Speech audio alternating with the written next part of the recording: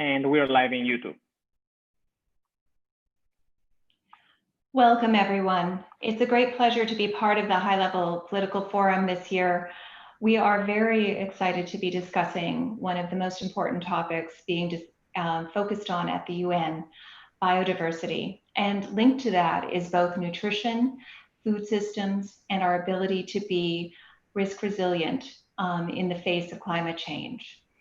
Today's panel is going to walk you through a variety of aspects of biodiversity, which is a much more complex topic than you may have experienced to date. Often the discussions about biodiversity are focused on the mega charismatic fauna of lions and pandas and elephants, who are incredibly important to our ecosystem.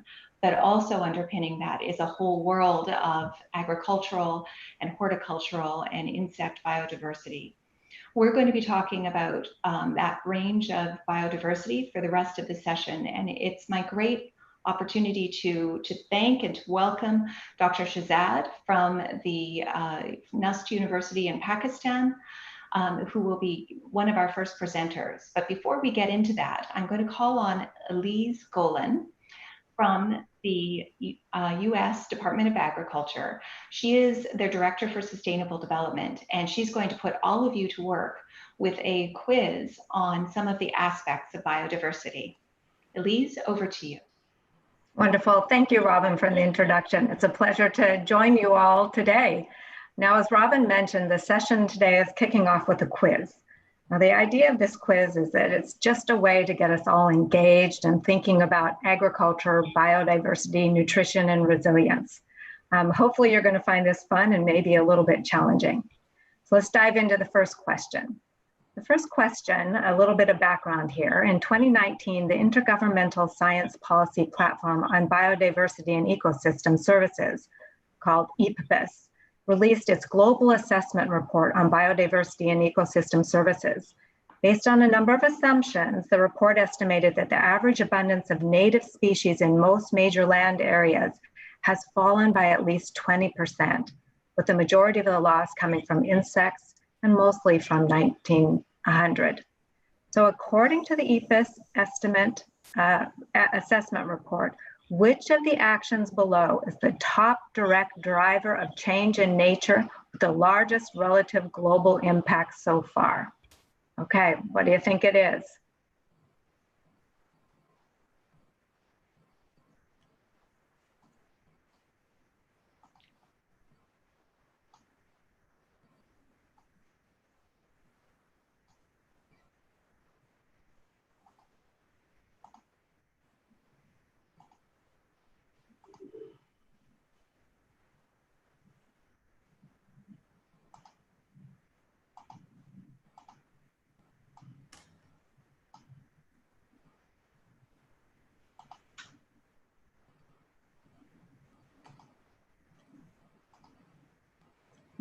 I'm trying to take the quiz with everyone, the poll with everyone. I'm having a hard time submitting.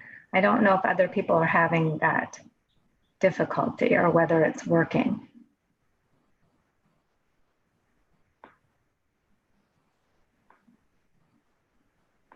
That's a great question. I'll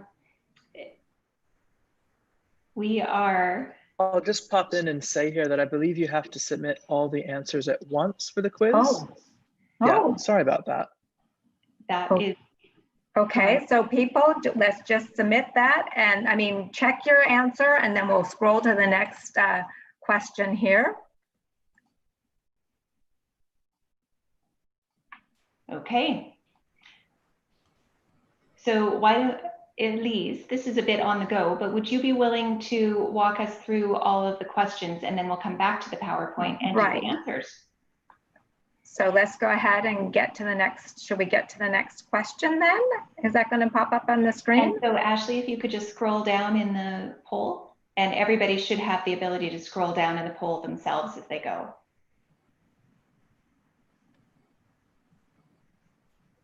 Okay, so we're going to skip the PowerPoint. Okay, so the next question then is, what percentage of the Earth's land mass, excluding Antarctica, is used for food production? Do you think it's about 20%, 40%, 60%, or 80%? Okay.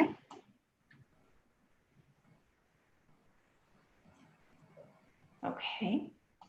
Okay, so the next question. We know that agriculture's footprint is a contributor to the loss of biodiversity around the globe. There is good scientific consensus that increasing food production through agricultural expansion will have additional negative, and some would say potentially catastrophic, impacts on biodiversity. Without, this is the question, without agricultural productivity gains, how much more land will be needed to produce food to meet projected food demand in 2050? Half of all remaining forest land, most of all remaining forest land, or all remaining forest land and most grassland? People are able to follow.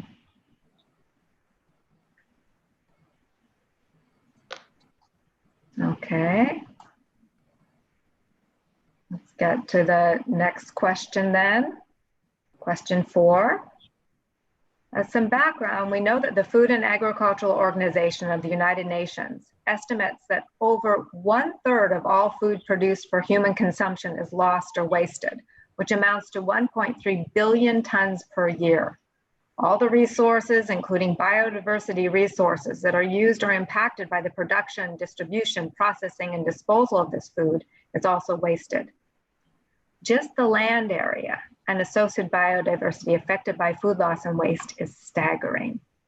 Okay, question. Globally, the production of food that is harvested but not consumed requires cropland equivalent to the size of which country? What do you think it is? Canada, the biggest, China, Argentina, Ethiopia. Which country? All the food that's harvested, not consumed, requires cropland equivalent to the size of what country? Okay. Question 5. We all know that by choosing to eat foods that are produced sustainably, we can help reduce greenhouse gas emissions and conserve resources and biodiversity. Unfortunately, because agricultural and food production systems vary widely around the world, and even within the United States, we have wide variation. Because of that variation, categorizing some foods as sustainable and others as unsustainable could lead to suboptimal choices. The greenhouse gas emission, resource use, and environmental externalities associated with production of any type of food could vary dramatically. So pretend that you are seeing on your screen a picture of 2 different slices of salmon fillets. They look almost identical, slight shape difference, but just 2 pieces of salmon fillet. If you had to guess which one, imaginary one, was more sustainable, the one at the top or the one at the bottom, which one do you, there we got the salmon. So which one of those do you think is more sustainable? And if you are having difficulty seeing the salmon, just reduce the poll size, and then you can see the PowerPoint picture and you can go back to your poll. Okay. Now we'll finish up with the last question, and it is, if an area is planted with just 2 crops, does the landscape have low biodiversity? Just 2 crops planted in the area. Does that mean the landscape has low biodiversity? Is that true, false, or does it depend? Okay, that's the last question. So I think that what's ever happening behind the scenes here, this magic, our poll is going to pop up with the answers that you all submitted. Excellent. And if Ashley can just share the results. Here we go.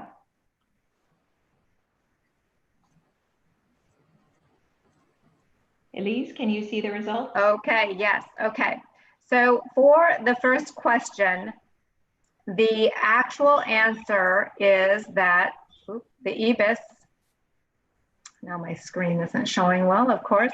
The EBIS assessment concluded that the 5 direct drivers of change in nature with the largest relative impacts are, number 1, changes in land use, land and sea use. Number 2, direct exploitation of organisms. Number 3, climate change. Number 3, that was 3. Number 4, pollution, and number 5, invasive alien species. Okay, so that clearly was challenging a lot of us to think differently about our preconceived notions. May have been a little bit wrong there. Okay, you want to go to the next? Yes, you just scroll down to see the results. So I can tell you, Elise, that on the landmass question, 20% of the audience said about 36% said about 20%, 35% said about 40%, and about 60% was by about a quarter of the audience, and about 80% was 6% of the audience. Okay, so the actual answer is about 40%, or more precisely, about 30% of Earth's landmass, excluding Antarctica, is used for food production. This includes 25% that is in pastures and meadows, and 12% that goes to cultivating crops. If deserts, ice, and inland waters bodies are excluded from the denominator, that means 50% of land mass is used to produce food. Okay. And now, the third question, we can tell you that 38%, the most, voted that half of all remaining forest land was at risk, and it was tied for the rest between forest lands and grasslands. Okay, well, estimates of how much more land would be needed vary across studies and models. This is a difficult thing to estimate.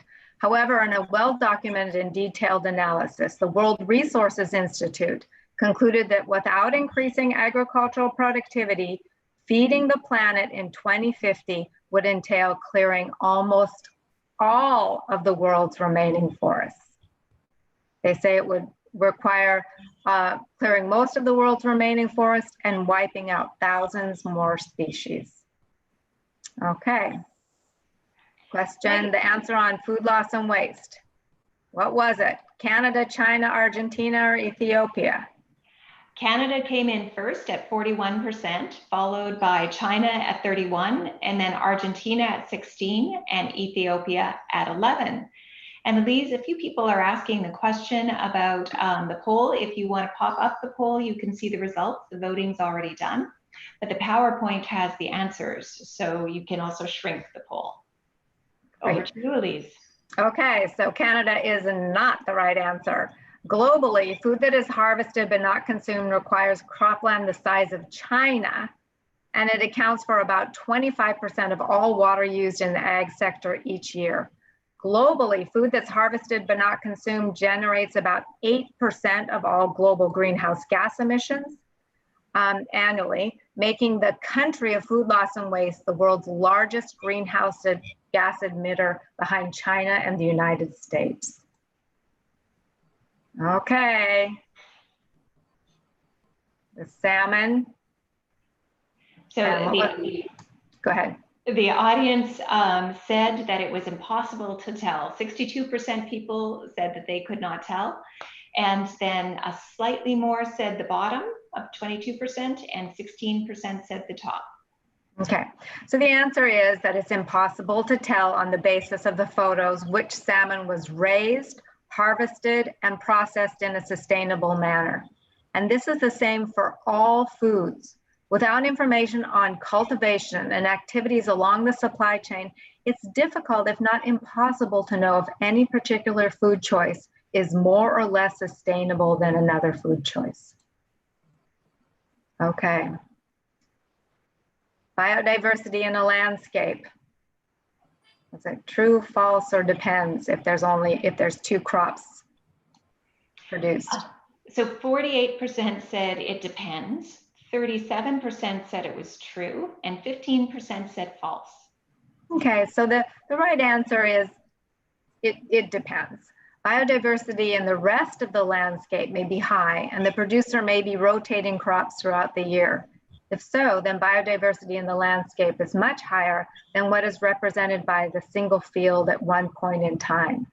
And these are examples of spatial and temporal aspects of biodiversity. Okay, that's it for the quiz. So I hope this was engaging, despite a few technical difficulties there, but I thought this was a fun challenge. So enjoy the rest of the seminar. I'll be listening in and enjoying it as well. Thank you.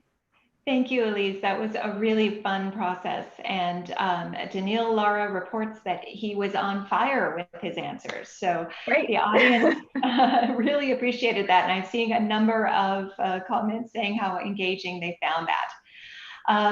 And one person who's saying that he'd like to take the poll again. So maybe we can see if we can get some time at the end to do the polling one more time. So on to the rest of our presentation, I'd like to call on Dr. Shahzad, who is an expert on disaster risk resilience and one of our co-hosts for the session today. Dr. Shahzad, do you want to explain to us the vital role of biodiversity in helping to manage in the face of risks?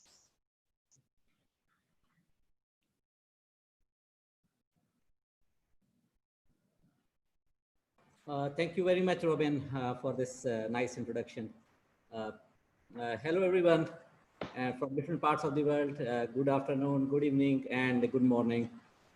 Greeting from Pakistan. And I'd like to thank UNITAR for extending me this opportunity to co-host this session with Emerging AG Incorporated on a very important and interesting topic. I'll be sharing my screen right now.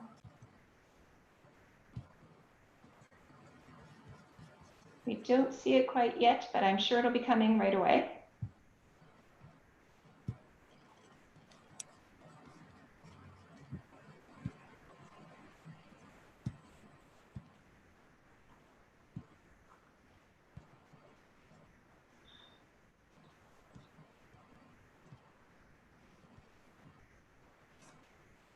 We don't see your screen yet. Would you like us to pull up the PowerPoint that we have? No, I think just give me 1 minute.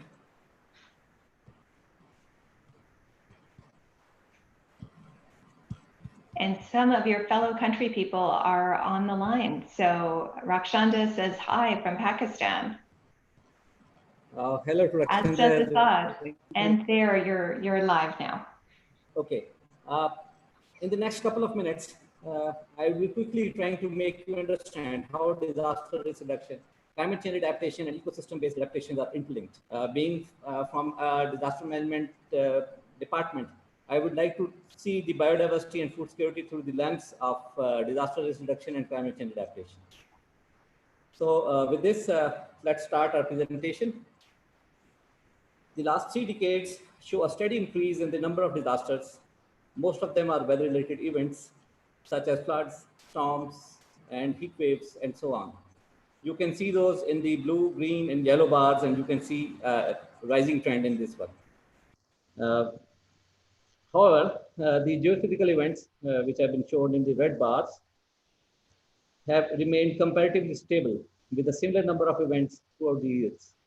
The increase in loss events is attributable to an increase in disasters and to the fact that more people and assets are exposed to the impacts of natural hazards, which are covered to man-made disasters owing to the human intervention.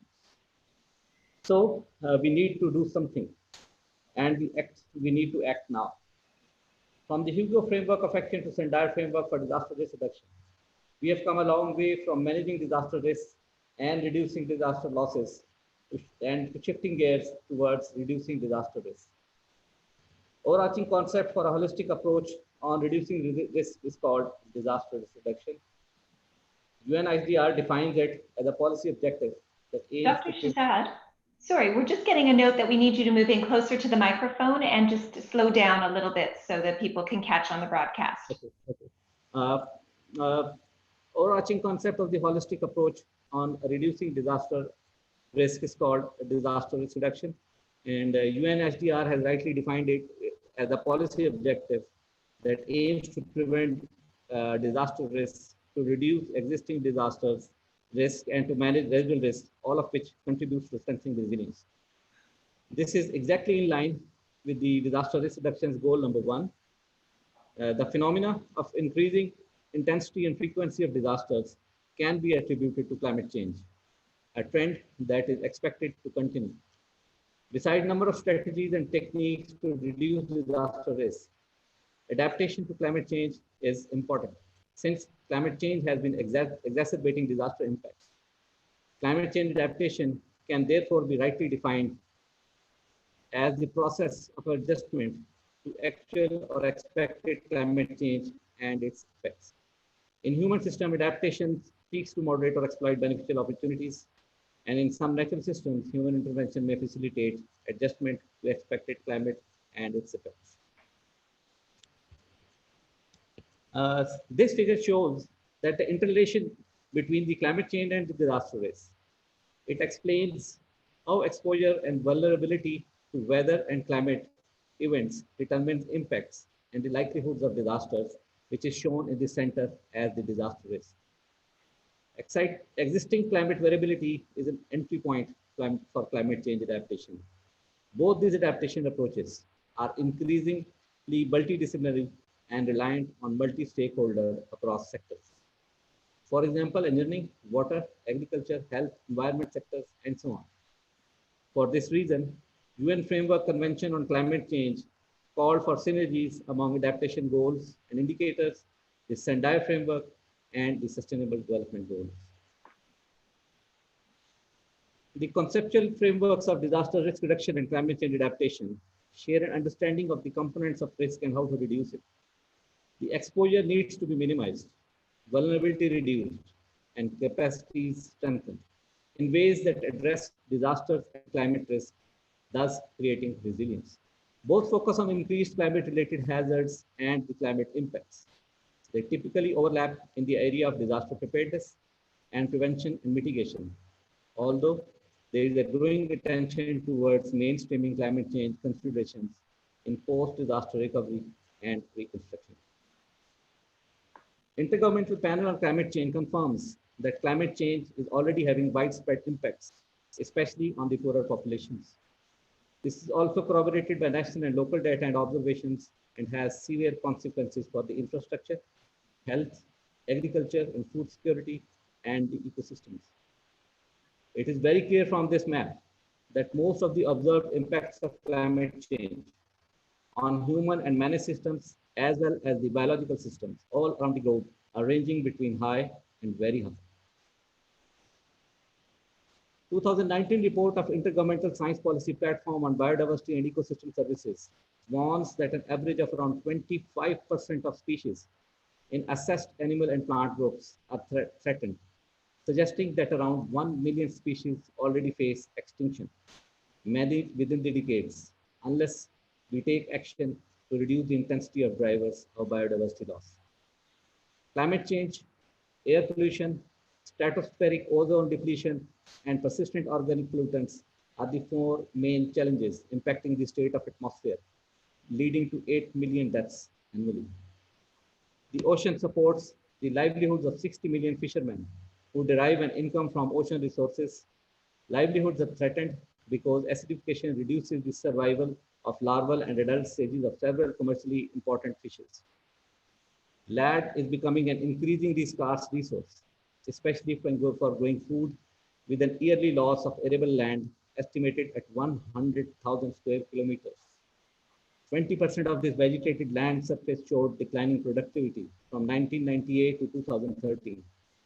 It is a perfect recipe for growing food insecurity. Environment and disasters are strongly related. Degrading environments leads to disasters, and vice versa. Disasters can lead to environmental degradation. Therefore, natural solutions can provide some of the answers to these problems. Ecosystem services are the benefits people obtain from the ecosystems and can play effective role for climate action and human well-being. This figure explains the relationship between the biodiversity, ecosystem services, and human well-being, which are all interdependent.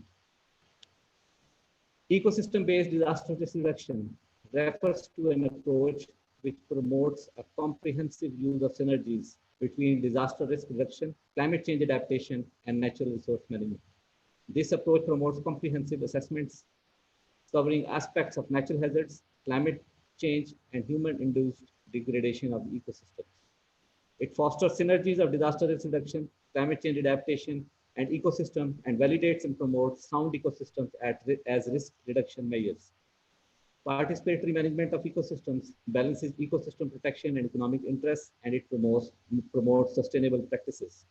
But it should always be kept in mind that ecosystem-based disaster risk reduction can reduce, but it cannot remove the risk.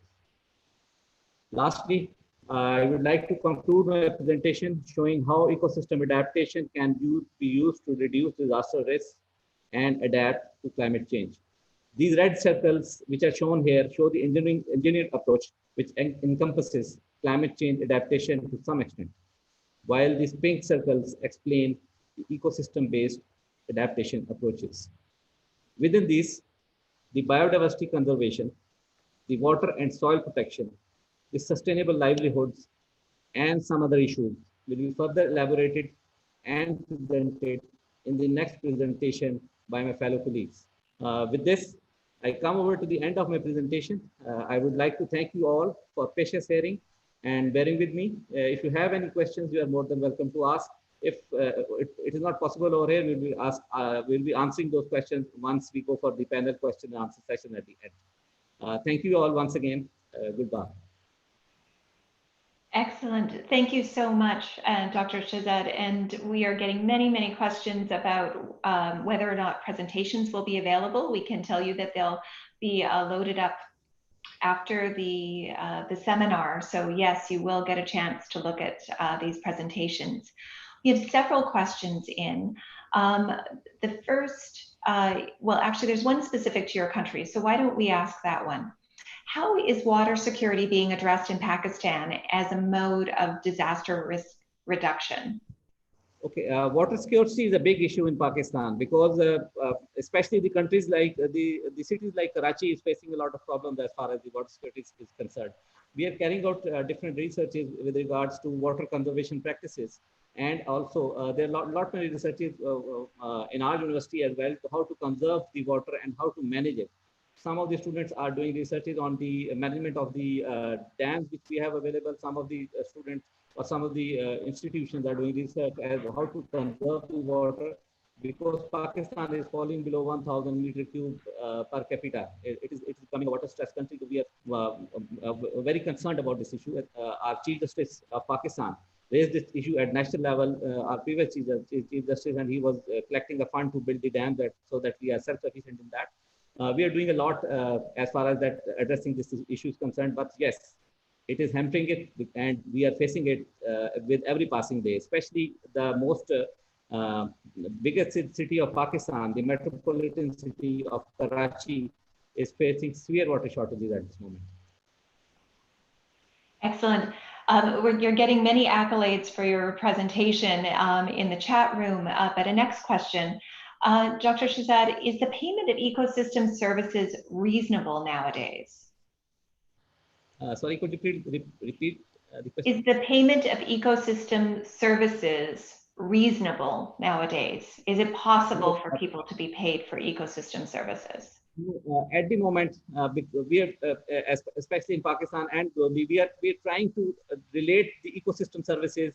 We are trying to relate the ecosystem-based adaptations. We are trying to relate the ecosystem-based disaster risk reduction concept, so that once we are servicing the ecosystem services, we are actually reducing our risks at that moment. So, if you talk of right now, I don't think there are so much opportunities available for regards to payment of the ecosystem services is dependent. But I am very hopeful, and we are very hopeful, that once this awareness gets amongst the people, that nature can have solutions. Because if we disturb the nature, we create problems for the environment, and that, as I've already explained, that we create a recipe for the disaster. So the natural solutions would be more favorable as we move ahead in the future, and we are having very less resources at our hand to expand it in the future. So we need to do something, and we need to work on the natural solutions more and more. And I'm very positive that as time passes, there would be the payment options for the ecosystem services, inshallah. Yes. Well, getting payments for the people who look after our land and wildlife and biodiversity is such an important element of this. And there are many more questions in the Q&A. Dr. Shahzad will try and answer some of those by typing as well. But we're also going to bring in an expert, Dr. Shapiro. Howard Shapiro has been a thought leader in this space for decades and has been a key actor in the World Agroforestry Center and also in setting up the African orphan crops. So Dr. Shahzad, if you could just stop sharing their screen, we'll pull up Dr. Shapiro's presentation, but we're going to hear a little bit about how we can help farmers effectively diversify, which is a different approach to paying for ecosystem services. Over to you, Howard. Thank you very much, Robin. And I'd like to thank the audience and all my collaborators on the panel today who are so widely respected and incredibly wise about many of these topics. I would like to say that there is a number of issues that we face. If we can go to the first slide, please. When I think about food systems and nutrition, we often think about what is the problem. And the problem, I think Jerry Nelson pointed out pretty well in 2019, is we must shift our emphasis from food security to nutrition security. Because we've talked about yield for so many decades, really since post-Second World War with the advent of cheap fertilizer, we've only talked about yield. And when you start to look at some of the theories behind what is going on, the number of hungry people in Africa, 1 in every 5 people, the number of children under 5 affected by stunting, over 30%, wasting, 7.1%, overweight, 5%, and anemia, 38%. And this is just one look. And India has problems equal to this. Many other parts of the world have problems equal to this. So this is not how we solve a problem with dense calories. And I'll get to that momentarily. But you have 237 million people who are suffering from chronic hunger and malnutrition. And what that means is a young woman pre-pregnancy, during pregnancy, and after birth has no way possible to deliver a healthy child and then maintain that child the first couple of years of their life. Next, please. So an innovative pathway. Let's solve the issue of chronic hunger, malnutrition, and stunting. And how would you go about doing it? Well, you have to fix a broad stroke. No single crop will do it.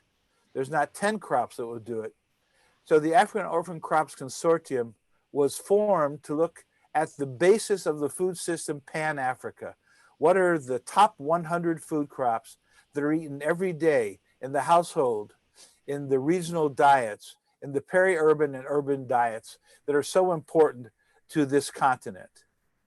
And then we realized that once we understood that and what the crops were, one would have to have a way to execute an improvement. And we then formed the African Plant Breeding Academy. Next slide, please. Ibrahim Mayake, a dear friend and the CEO of the new Partnership for African Development, now called AUDA, NEPAD, said that malnutrition can have a devastating impact on populations.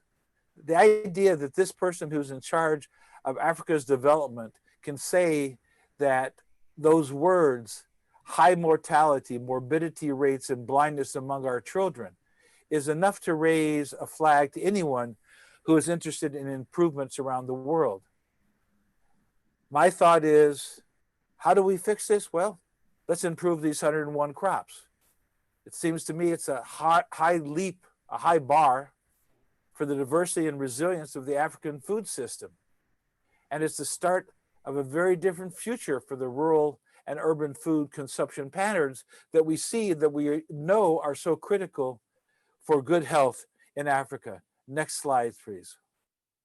So our focus, well, we were going to de novo sequence 101 orphan food crops, chosen by a wide variety of individuals that have everything to do with the food system, starting with household gardeners, the women who produce the food for the small families, and then the farmers to take it to the next level, and then the anthropologists and the sociologists and the nutritionists and the geneticists and the plant breeders all got together and chose 101 crops. Once you have this de novo sequence, it's really not enough, because that's the beginning of an encyclopedia of information. So then we resequence at least 100 lines of each crop so that we have a diversity pool to understand, well, this variety of that crop grows in saline water, and this crop grows with almost no water, and this crop grows tall, this crop grows wide, and this crop is prostrate, and this crop has more nutrition of these 100 lines. And so we do that. And we've done the sequencing already of 54 of these crops. We have 26 more underway, and we'll meet this target by 2021. And this is an incredible increase of information to be used by a wide variety of people, all in the public domain. So we publish all the sequences, and we facilitate the use of this by everyone. Next slide, please. So here are your criteria: rich in vitamins, minerals, micro and macronutrients, Pan-Africa. They lack this information, how it was chosen. It turns out 50 of them are woody trees. Half of our list are trees that people use for their daily nutrition. Next slide, please. And this is what a class looks like at graduation of class 4. Excuse me, class 3. Highly diverse. Pan-Africa, 27 countries, and 38% of the class is women, which is large for many programs in Africa. These are all mid-career breeders. These are not just postdocs coming out of school. These people who have established breeding programs at national institutes at universities around Africa. Next slide, please. Rita Mum directs it, a distinguished researcher. We've graduated 112 scientists, 87% are PhDs. They learn to support translational learning. With class 5, we'll have graduated 150 scientists. Next slide, please. We have 55 of our crops being worked on right now, 185 breeding programs. We've released more than 37 improved varieties based on nutrition, yield, climatic resilience, water and use and nutrient use efficiency, and pest and disease resistance. Next, please. And this is what it takes to do it: an uncommon collaboration. The idea that myself sitting in my office at the World Agroforestry Center at University of California, Davis could do this by myself. No, you need this consortia that has never worked together before together, and get the best of each one of these to support you in this process. Next slide, please. So key metrics. Well, I think the most important one is how we help achieve many of the SDGs. Next slide. So this gives you an idea of how we help achieve the SDGs. End poverty, end hunger. You can read down the list. Every one of these is directly related to improvement of crop systems for nutrition, not yield exclusively. Next slide, please. And you can see how they're all connected. And if we form these uncommon collaborations, the ability to move forward and change chronic hunger and malnutrition and eliminating stunting in Africa is well within our reach. Thank you, Robin. Thank you. Howard, this work is so important, and you were such a visionary. We have all sorts of questions and a few shout outs. I noticed UN Women really appreciated the focus on some of women specific nutrition issues around anemia. But we have a few questions you probably had before. One is, what's the difference between genotyping something, and is it actually genetically modified then? Now, genotyping is building an encyclopedia of all the possible traits we can find in these 100 resequenced crops. We're teaching classical Mendelian genetics, taking the pollen from the male plant and fertilizing the female plant, the way it's been done for millennial of times. Are there possible applications for techniques like CRISPR, which is not a genetically engineered methodology? Yes. Are there value in these genetic engineered crops? Yes. But we felt it was important to teach traditional breeding using all the tools in a toolbox, including having the encyclopedia of information available. That's a great analogy, because that encyclopedia is there. We haven't had it written out, so we can't see that DNA. One of the other questions is about why Africa. So there was a comment about why is Africa the place we talk about when we're talking about hunger, and Asia is technically where there is more hunger. Why did you choose Africa, and how are you actually helping there? Well, there's about 10 answers to this complicated question. The first one, I chose Africa because I've been working there for almost 50 years, and I had good familiarity with NEPAD, and I had an office at the World Agroforestry Center in Nairobi. It was a place where I know I could get support for the laboratory. All the resequencing work is done in Africa. And I didn't mention one thing which is critical. All the costs to attend the 3 sessions of a class are fully paid. So there's no cost, there's no burden to any attendee once they're admitted. Why Africa? Because I had more familiarity. Why not India or China or other parts of the world? Actually, I'm in conversations with many of those places about starting their own version of the African orphan crops and the African Plant Breeding Academy, supported by industry, NGOs, UN agencies, and universities, because it's necessary. I didn't go through the statistics about India or China. They're all frightening.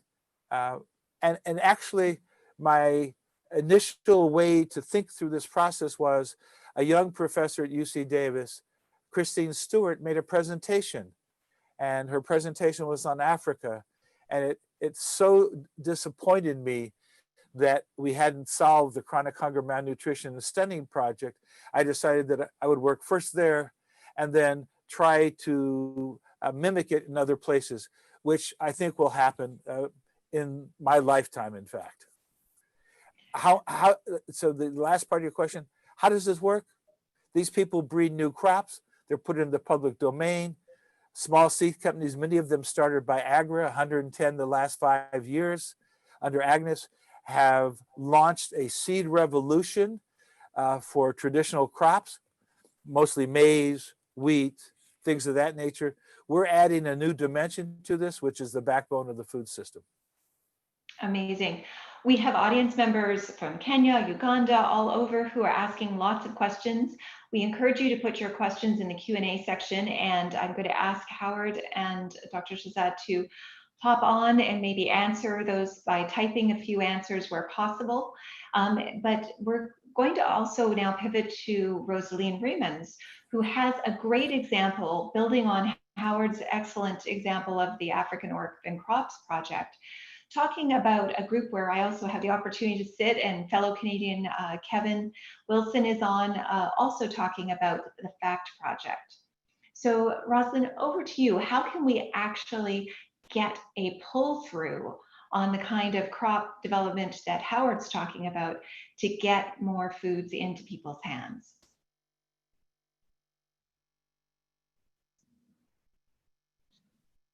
Yeah, thanks very much, Robin. I hope you can hear me now.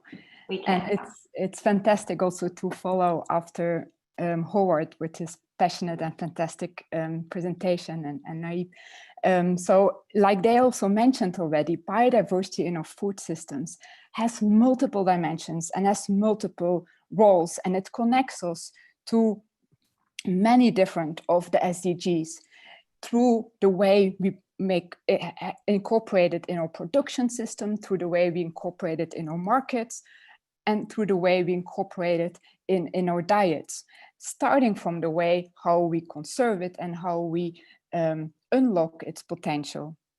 Now, a key question then is indeed how to make this incredible role of biodiversity in our food system more visible, and how to help unlock further this potential throughout the food system, which is so complex with all its different supply chains and many interactions of different actors in the food system. And that's where we have been working together with this very inspiring group through a Food Lab Accelerator hosted by the Lexicon, which is called FACT now, an accelerator on food, agrobiodiversity, clarity, and transparency. And it brings together such a diverse group of people. Several are also in the call and participating here, from business, from NGO, from research, from art, etc. So it brings together a really diverse group of people to explore how can we make the role of biodiversity more visible and help unlock its potential. And I capture some of the main outcomes here in a very simple way. We have built a roundtable to come to 10 principles that really capture this multifunctionality of agrobiodiversity, and linking that to a supply chain tool and measures of agrobiodiversity linked to an agrobiodiversity index framework. And I'll explain each of these a bit more and how they have come together through this group. So we've been bringing together these 10 principles, and they link very much to what the previous presenters have been discussing on building more resilience in our food systems, as well as linking and unlocking the potential of biodiversity for health and nutrition, as well as for women and youth as well, to make sure the benefits of biodiversity are felt and recognized by these different type groups in the supply chain. So we have come to these 10 principles, and but often these 10 principles are not very visible in the supply chain, or they get lost somewhere.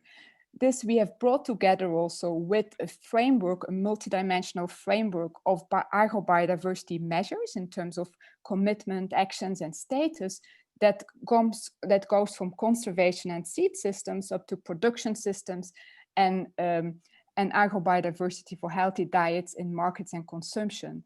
And where we have done a scientific review on different indicators and where there are critical gaps of data, and where also supply chains are often blind for particular dimensions of agrobiodiversity. And this links to the work of the Agrobiodiversity Index that emphasizes these multiple dimensions and multiple roles of biodiversity in our food systems. And more information you can also find in related reports there. Now, how do we bring this into the supply chain?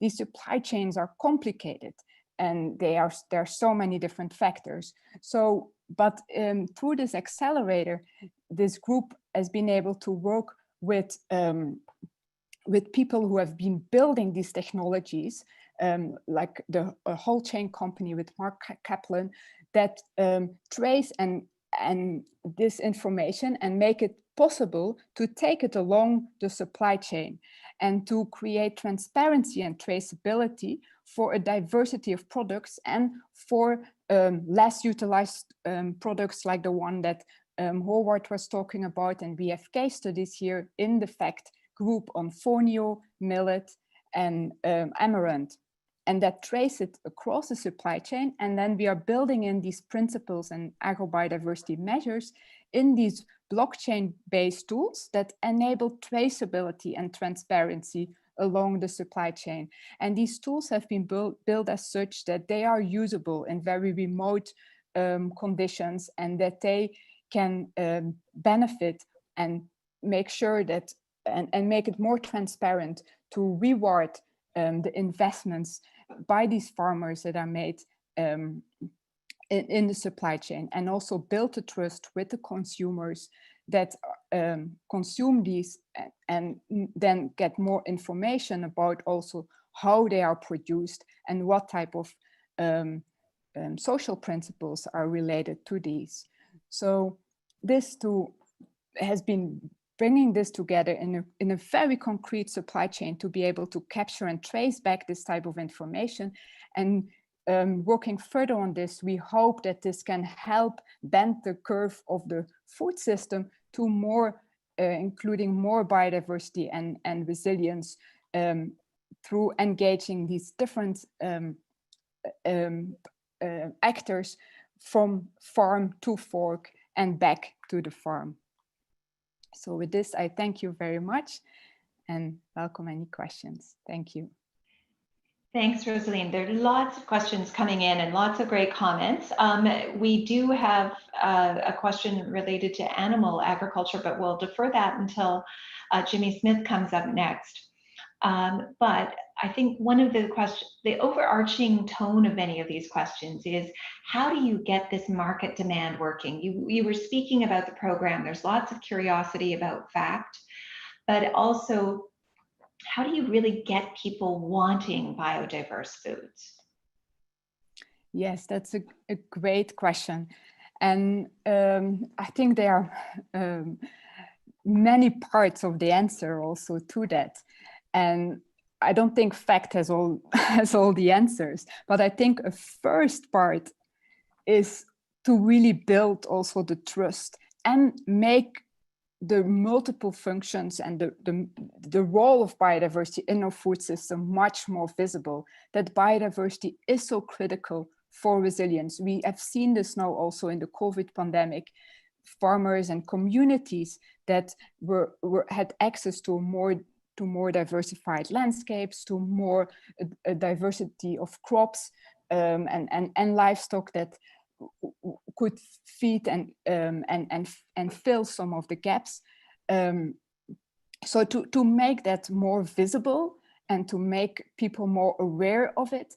On the other hand is, of course, the whole nutritional story that Howard was already mentioning and emphasizing. There's so much nutritional value in the diversity that we have, and a lot of the malnutrition issues are related with very low diet diversity. So, but to make it more visible, we need more common communication tools, more common messages, and also to make it more transparent across the supply chain and the food system. Yeah, and maybe you want to fill me in also, Robin, feel welcome as you're also part of this. Well, it's a pleasure to be on this and to see other members of the FACT team. We really appreciate the work of Google and Lexicon to support this coming together of all these different actors. But it is always a challenge, and I think groups like Harvest Plus have worked hard to walk hand in hand with the consumers to create demand for different products. And there are lots of great examples on that. So how do we get that change in dietary patterns is a big challenge, but we're going to call next on Dr. Jimmy Smith to talk about another aspect of that, because as it was noted in the chat, sometimes there's a tendency in this conversation to talk just about the crops and not about the animal agriculture. And it's quite shocking to know that 66% of the world's livestock production is based on just 40 animal species, and about 25% of those livestock breeds are at risk for biodiversity loss. So Dr. Smith, from the International Livestock Research Institute, how can we get focused on the livestock biodiversity as well? Thank you, Robin. Good morning, good afternoon, good night from wherever you've joined. I'm delighted to be joining you from Nairobi this evening. As Robin said, I'd use a bit of time allocated to me to talk about livestock biodiversity. Not as abundant as plant biodiversity, but nonetheless quite significant quantities of livestock biodiversity. And we can speak of this biodiversity in terms of the many species and breeds, the multiple uses to which they're put.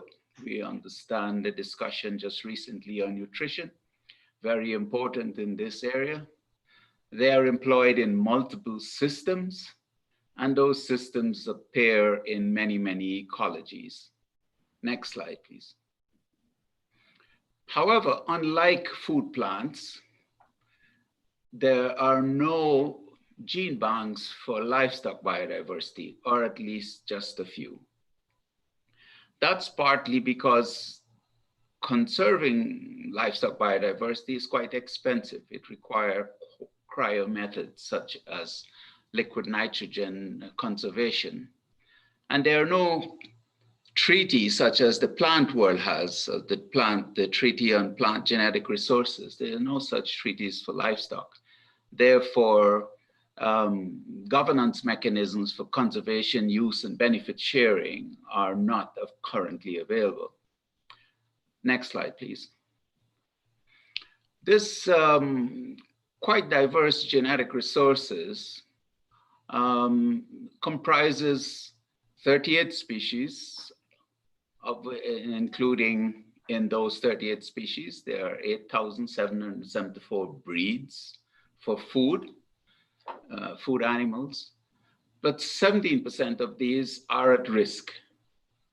And 58% we know very little about. We cannot say whether they are at risk or not. So the absence of gene banks, which allow the characterization and the establishment of clear knowledge about what's abundant, what's at risk, and what's not, is militating against the livestock sector.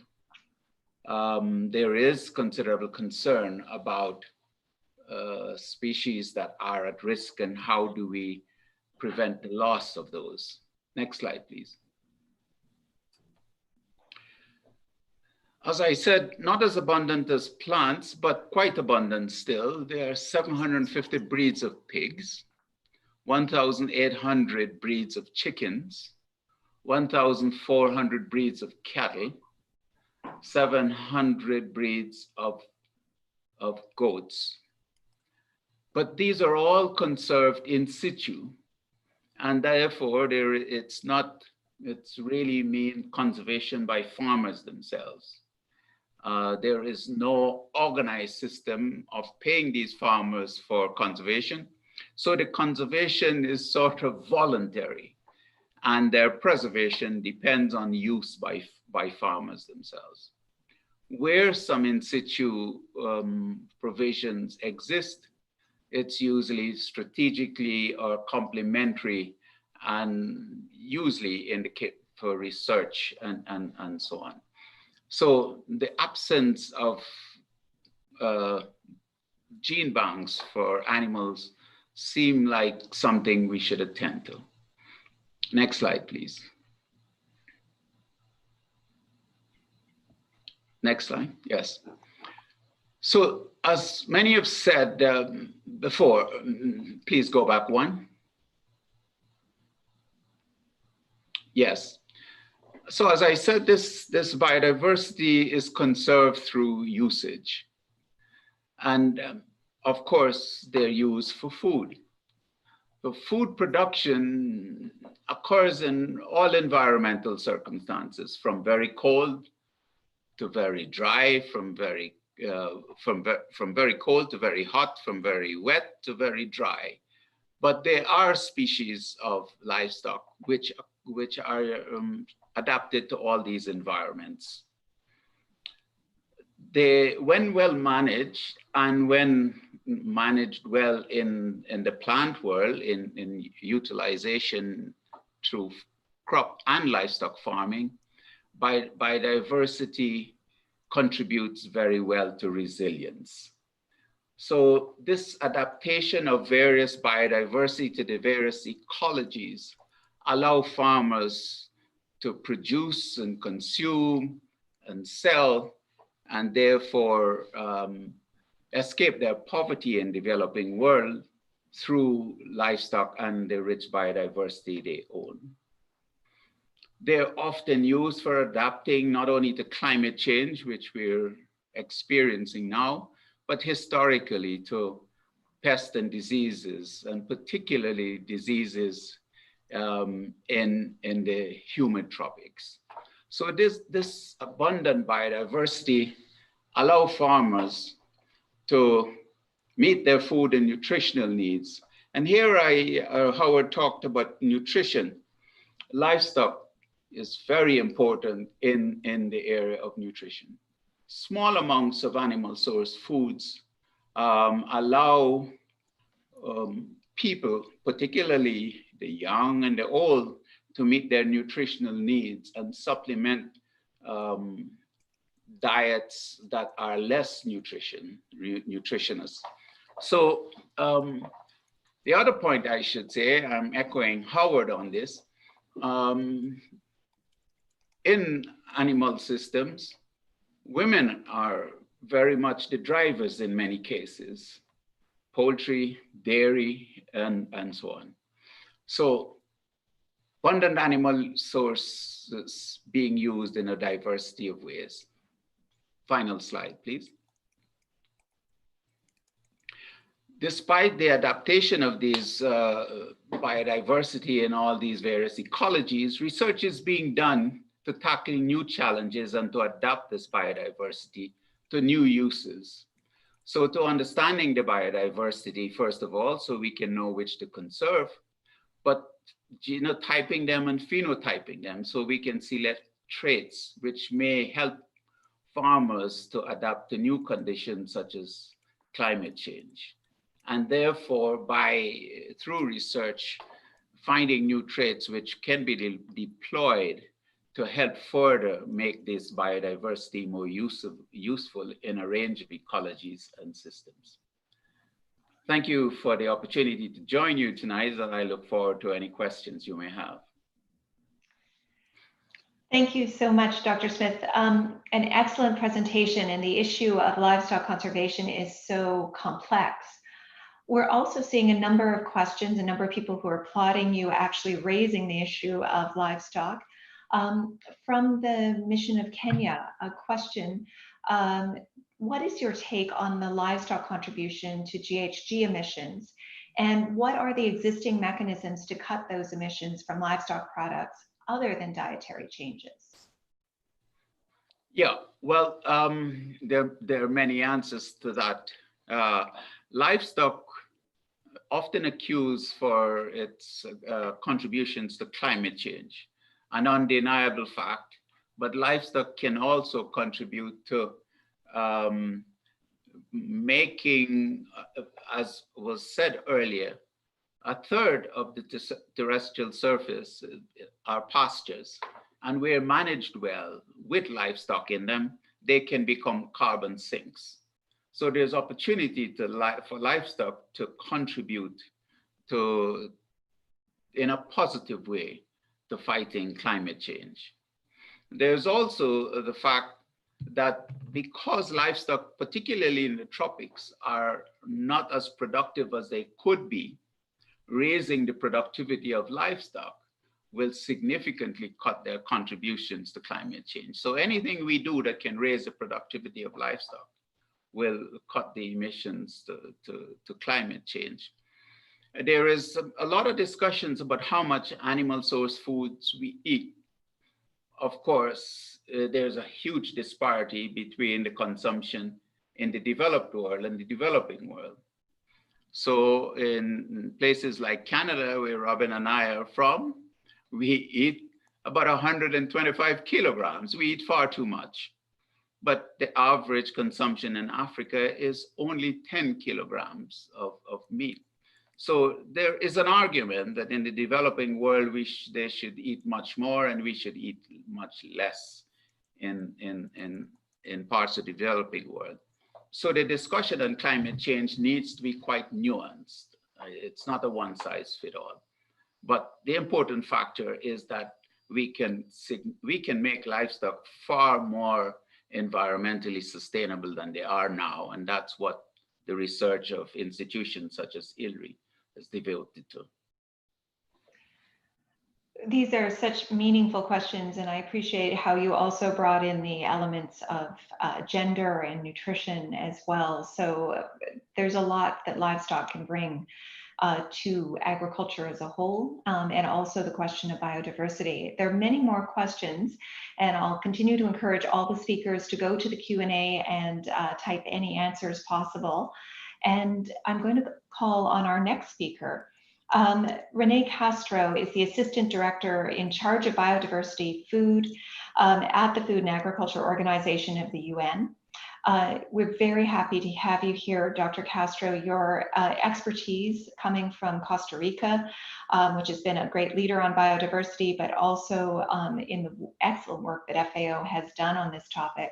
It'd be great to hear your remarks. Over to you. Thank you. I think you're going to help me with the presentation. Yes. We are. Good night from Rome to everybody. I'll be complementing some of the remarks done by Dr. Smith in livestock and also with Rosalind about the biodiversity index. Next. First of all, I think this picture captures a moment. We are suffering the COVID. We are afraid of an economic recession, also afraid of food security problems. And there is a tsunami brewing in the horizon. That is the climate change tsunami. And there are all interacting and affecting reactions. I think this cartoon from Mr. McKay from Canada is been evolving all around with memes, different languages, etc., but illustrates well the situation we are encountering now. Next. FAO works in the I would say the three main areas of biodiversity: genetics, species, and ecosystems. But as Dr. Smith was saying, we have teeth and mandate essentially in the area of the plant genetics. This is the green circle you see there.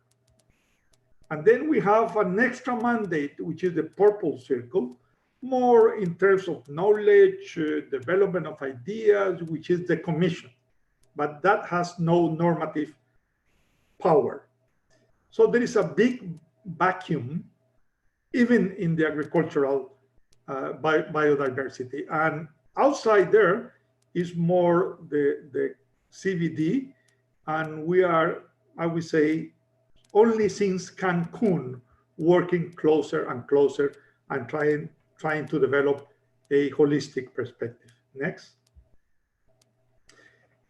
This is a summary of what we found in terms of biodiversity for food and agriculture. Is declining. Is declining as bad as the wild biodiversity is declining too. Let me repeat some of the numbers that were mentioned already. Out of 580 fish species that are edible, we essentially eat 10. Out of 30,000 plant species that are edible and known, we essentially eat 9. And actually, 4 of those represents about 60% of what the people consumes daily.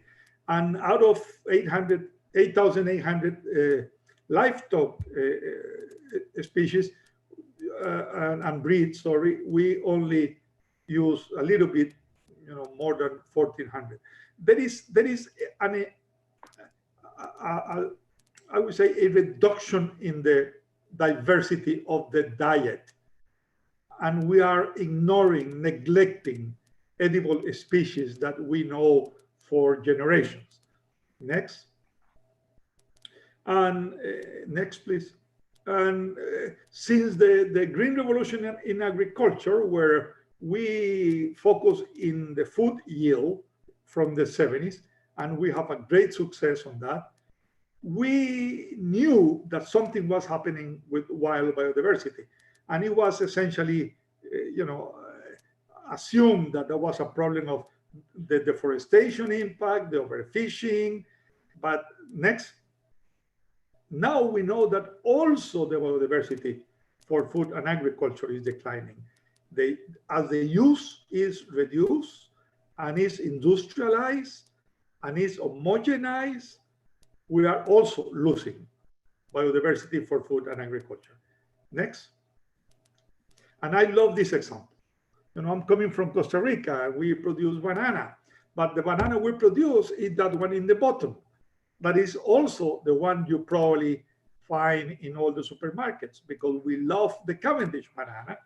But if you check the carotene content, is, you know, only 26 micrograms per 100 grams. And if you see the one in the top that is not as nice, the flavor is not as good, it has more than 8,000 milligrams in carotene content. And it's the same with vitamin A. Next, let me show you. This is what happened in Australia when they found that there was a problem of malnutrition in Micronesia. And they said, how is this possible? We have such a big number of banana varieties. And for example, the green one, which is one of the plantain cultivars, they provide, as you can see, for example, in the column before last, one plantain will provide 50% of all women vitamin A needed. The same quantity of vitamin will need 10 bananas to replace that. So why are we eating the varieties that are not nutritious? Next. Next. And we are facing this situation. 121 million people goes hungry and growing. We're going to show this Friday new numbers, but 1.9 billion overweight. And what is the problem with that? Next. And next. The United States and the UK are already falling in life expectancy. And obesity is one of the main causes for that. Next. Next. And we are also suffering this problem of diseases coming more please, from animals to humans. Then we found out later, and we only act when the cause is out of proportion. We need to go back to the One Health policies and check at the origin. And my final slide, if we fail in taking care of nutrition, if we fail in taking care of this reduction on biodiversity, this is what we're going to have. Forced migration by large numbers. Every red dot there is an actual migration published by the New York Times going north. Thank you very much. Thank you so much. The work of FAO in this area is so important, as you said, within the gene resources mandate, but also the recent study that you did on biodiversity last year that really began to quantify the impacts on agricultural biodiversity. One of the questions we've been asked is, do you think that, given that the incidence of hidden hunger is mostly seen in third world countries, what's the role for edible food insects? Well, I try to show with the balance that the malnourishment problem is not only in developing countries, because the other side, obesity, is extremely bad in developed countries. And in this moment, we are recommending, as Professor Smith mentioned, for example, that the meat eating habits will need to be rethink. Instead of the 100 kilos in the north and the 5 kilos in the south, there is a happy number around 30 kilos that will be healthier for everybody, will reduce emissions, and will reduce the impact, and we will be more equitable.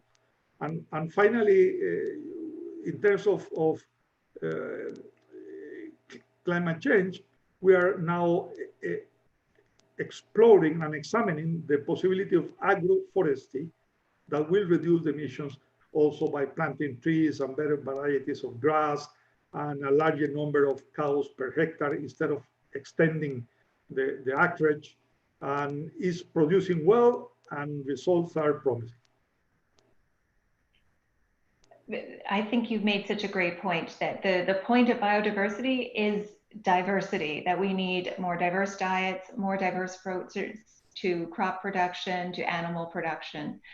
We're going to open up the questions to the whole panel now. And Wanya has been asking a question actually throughout the session that she's clearly keen to have answered, which is, do you consider that genetically modified food should be generated to eradicate hunger?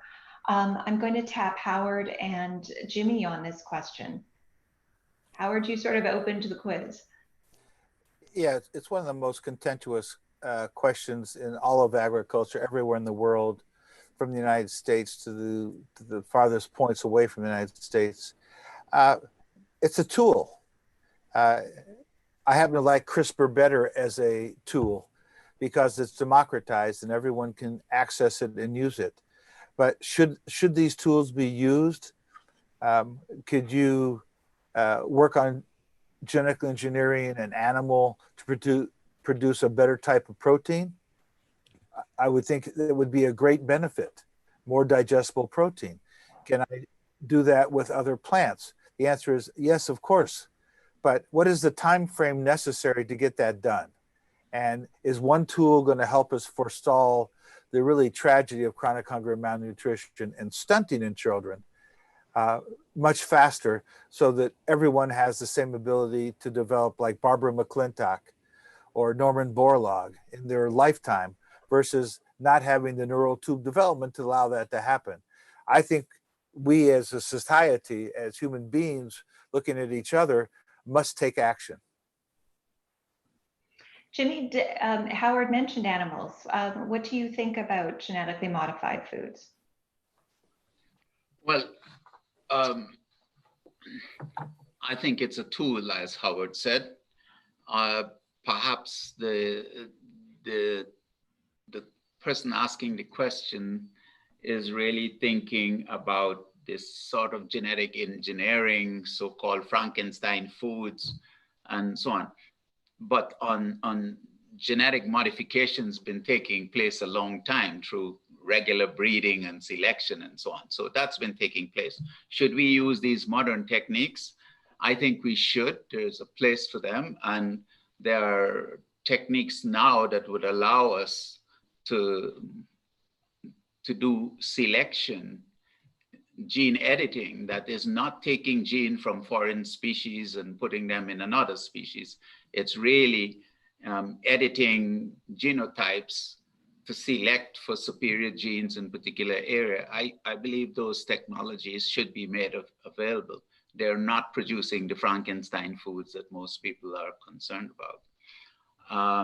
And livestock, particularly cattle, for example, is like human beings. It takes 9 months to get an offspring. And if you're going to do selection and then breeding, it takes about 30 years to produce a breed by traditional breeding. If you use modern technologies, you can do it in a few years.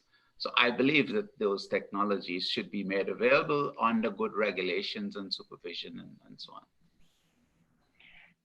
Excellent. And then, oh, and Renee, you would like to also speak to this.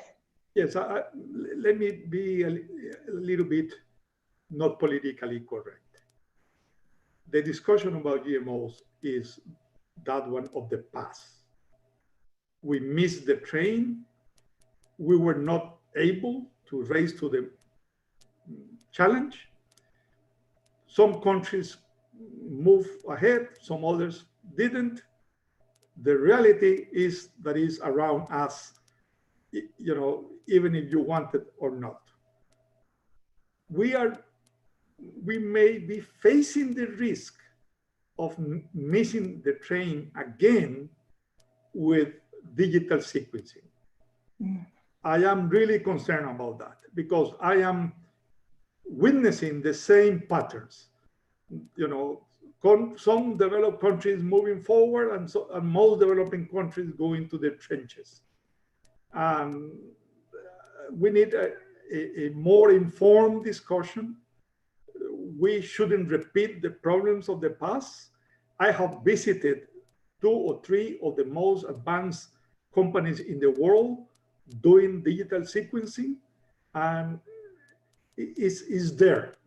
Let me finish with this. Even today, some companies can produce dematerialized products. So there is no longer the need to have one sample. You can produce products using the sequence in some laboratories. If that is the case, are we gonna, not discuss, not decide if we have to regulate this and just wait and see what happened in 10 years or 20 years like we did with GMOs? I stop here. Thank you. That's a very provocative question. Related to that is also an audience question asking, Jimmy, in light of the conversation about the challenges of animal genetics, can any of these companies that Dr. Castro has visited assist to make sure that animal genetics are also preserved? Yes, of course, because the biggest constraint in conservation is, of course, the cost of conservation. So it does need public investments or private investments into public goods, such as conservation of livestock. The recent assessment gives ideas of what needs to be done. If we use modern technology, all that we see out there phenotypically may not need to be conserved, because when you look at things genetically, they could be quite similar, even though phenotypically different. So a good bit of characterization, genotyping and phenotyping is needed so that we can see what are the things that are really under threat and focus on those first. But the private sector could be incredibly helpful in this area in creating public good in genetic conservation of livestock, in cryoconservation of livestock. And Rosalind raised the question. It was noted that that element of working with consumers and working across the value chain, NGOs, business, academics, etc., really was a unique element of the conversation.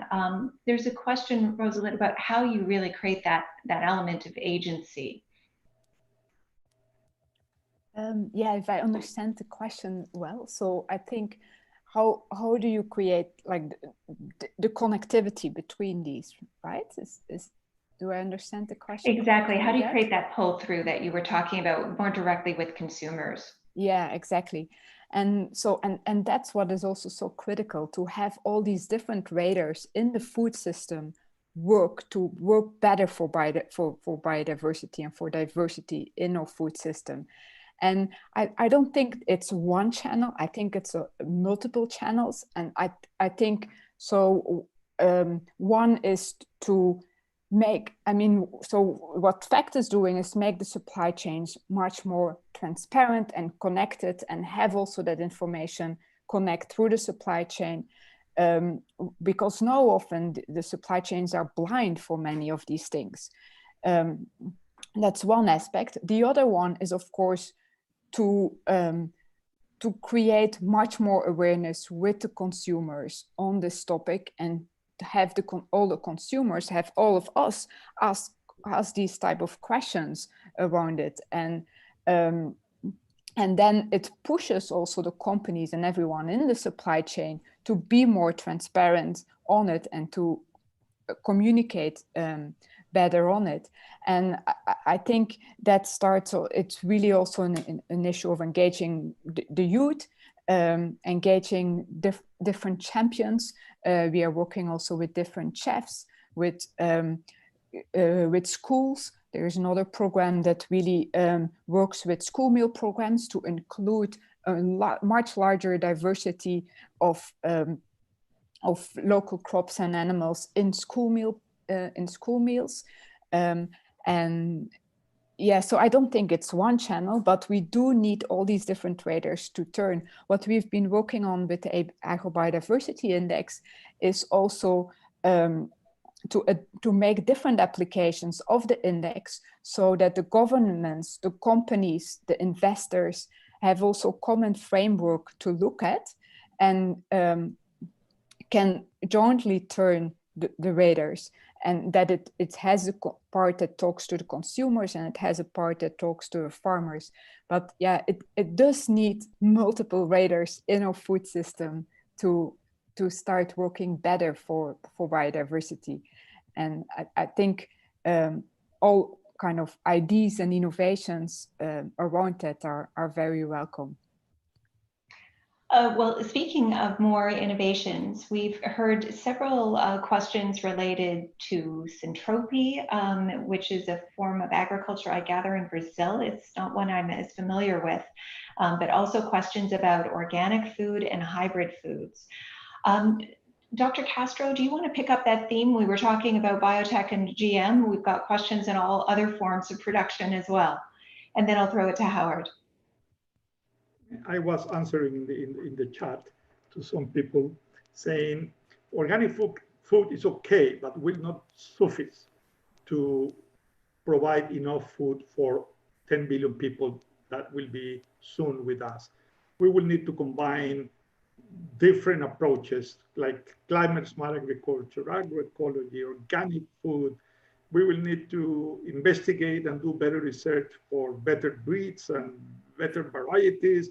We need to recover the so-called forgotten foods, like the ones I mentioned that are edible, 30,000 plants, but we only eat 9. We need to do almost everything at the same time because we have different regions with different climate conditions, soils, cultures, etc., etc., etc. And more important than that, I think we have the technology now. It is available, and we need to reduce the learning process. When I was a student, you needed 10 years to go from the lab to the university and 10 more years to go from the university to the extension programs. We cannot wait 20 years. We have to do now in shortened periods of time, and especially get ready for climate change that is the tsunami coming on top of us. Howard, do you want to speak to this? Yeah, it's hard to follow Renee, who's made such an articulate statement, or Jimmy, who's really talked about animal protein.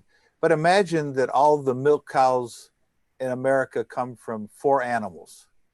All the generations of all these cows come from such a narrow genetic pool. Imagine that maize, which came out of the Oaxaca Valley of Mexico, we have bred it down, bred it down, bred it down, bred it down to where we have almost no resilience to any of the issues we have. And this is backwards thinking. And it's not to criticize those people who did this work because they fed the world in their way that they did it. But there's so many more problems with agriculture. We haven't even talked about the topic of aflatoxin, mycotoxins, ochratoxins, which impact 4.5 billion people chronically every year. And this all comes from agricultural production. It's well thought through that we can make plants resilient against aflatoxin, ochratoxin, mycotoxins using CRISPR technology. The great scientist Jennifer Doudna is working on this with a number of us in her laboratory at the Integrated Genome Institute and University of California at Berkeley. So as Renee says, are we going to turn our back on these technologies? 4.5 billion people chronically ingest aflatoxin. Are we going to sit back and say the technology is not safe? 1 trillion meals have been eaten with genetically engineered food, and no one has been rushed to the hospital to have a negative or pejorative reaction. These are techniques. They're not anything to be afraid of. We don't go to a heart surgeon and ask them to operate the way they did in 1950 in 2020. You would never do that.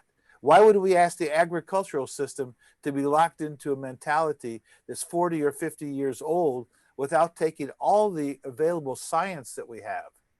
Water and nutrient use efficiency.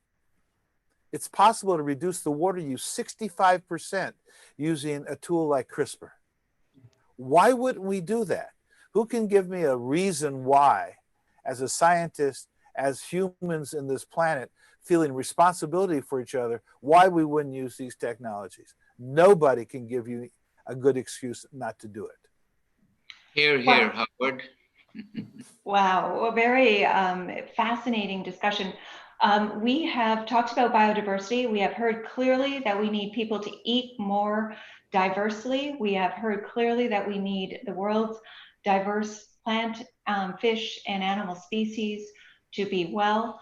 And we have heard clearly that science needs to be part of helping to make sure that biodiversity is conserved, but also used and more aptly deployed across the range of these. And I also want to bring in examples like the FACT process, where we've seen that pull through start to happen, because we can't forget that consumer element.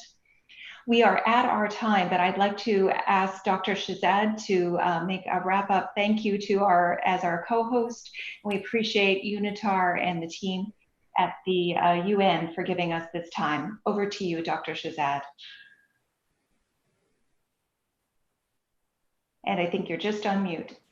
Okay, thank you very much for this very interesting and very intellectually rewarding discussion. I'd like to thank the panelists, Howard Shapiro, Rosalind, Rene Castro, and one name I'm missing probably, Jimmy Smith, for highlighting this very important issue and discussing the different relationships between the different aspects of biodiversity. And I'd like to thank you once again for a very candid and a very important discussion, which needs further discussion, further research in the world, so that we can go for a win-win situation in all these scenarios. And by using one resource, we are not compromising on the other resources as well. Thank you very much, Robin, and thank you very much all the participants from my side. Thank you all. Bye-bye. Eat well. Ciao. Bye-bye.